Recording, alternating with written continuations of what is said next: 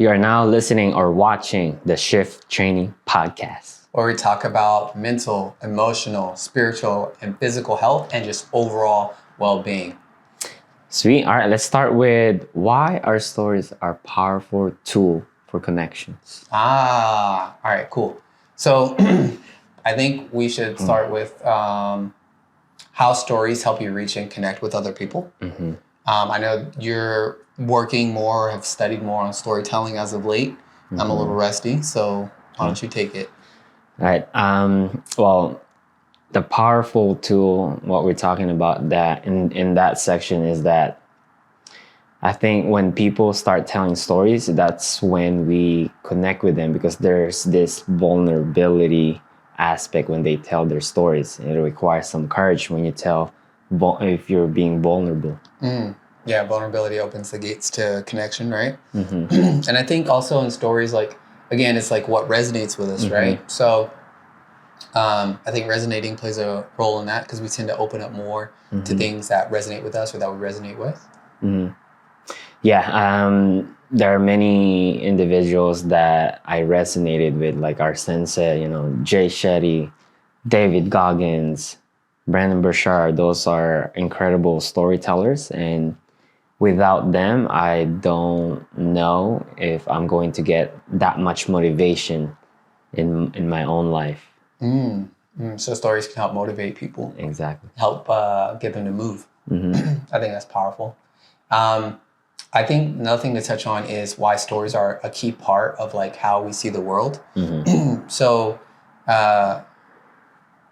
there's a element of everything that we see has a narrative tied to it, like even a jar or a vase. What do you do with a vase? Well, here comes a story. How does that light work? Well, here comes a story. They're all little stories. Like we make sense of things, but there's always like a narrative to pretty much everything, as far as I've learned or been told or been informed by people who are far more informed, is essentially that the human experience is essentially acknowledged through story. Yeah, that's so true. I think that it's harder to remember facts, research Or random information without connection, without association. Exactly. But with the story, it's so much easier to remember them. If you think about it, if you watch a movie that has an impact for you emotionally, you remember that instead of like dates, numbers, or whatever it is. Which you can still remember those things, but the chemicals that get released during emotional experiences help that myelination and keeping stuff trapped in the brain. FYI, you know what I'm saying? Yeah. We study all the things. Cool. I think resonating. Resonating is a key part of what creates a space for vulnerability and openness.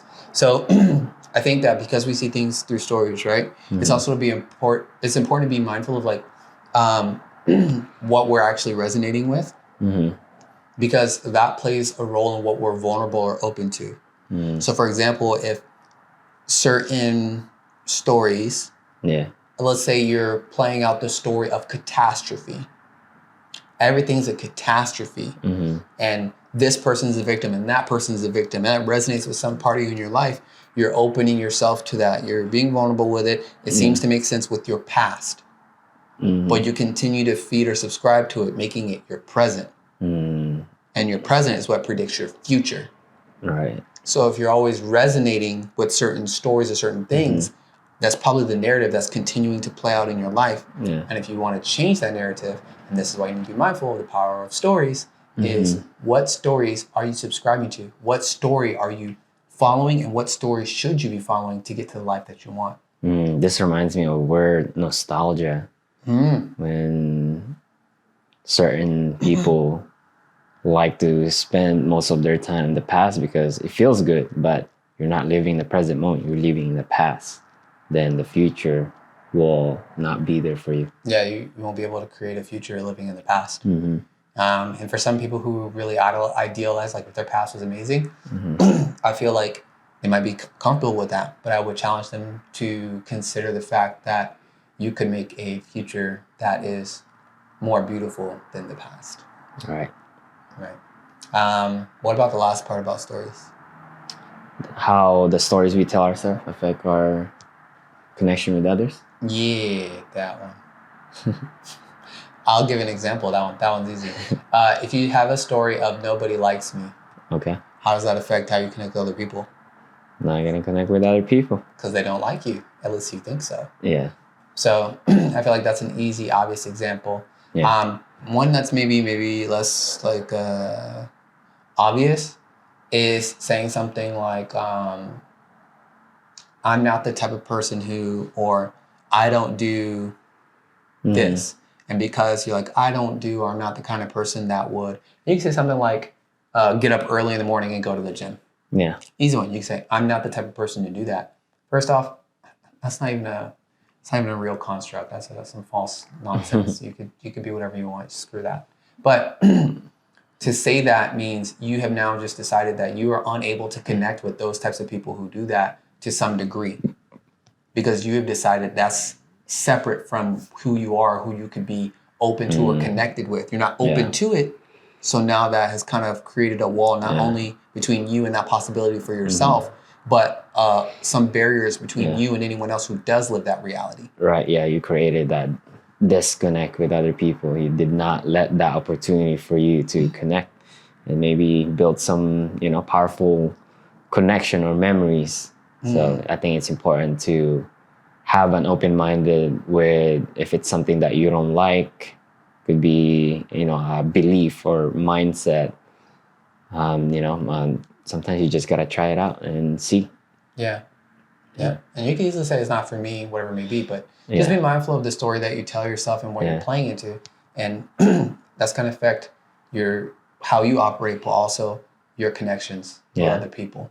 And another thing, when someone says, because I've heard this story where this girl, she just said a sentence along the lines of like, oh, I don't want to do that because of what other people are going to think of me. So that just shows like, that this girl's story is all about people pleasing. Wow, feeding right into the people pleasing. Dang. That's a great example. Yeah, so be mindful, guys, of the stories. Stories are powerful, again, to connect with others, to build rapport, but also to help craft the path of your life. It's how we as people view things. It's through story, it's through narrative. So it's like, what are you feeding into? What are you subscribing to? What are you living by? And how are you connecting with other people? Well, that's influenced by story. Yeah, I think it's a great way to also remember your day. Sometimes people would say, oh, days pass by so fast. I think when you start writing stories on what it is throughout your day, you can always have that. You can always find something valuable in the lens of storytelling. Always. That's what journaling is. And journaling kind of, storytelling practice, basically. Yeah. Is there anything else you want to touch on regarding storytelling? I think that's it for us. All right, guys. Well, you can find us at Shift on Your Life on Instagram, Facebook, TikTok. Yeah, we're back on TikTok now. And also, please subscribe or follow at Shift Training on YouTube. And I think that's it for me. That's it for us. All right. Thank you. Have a great day.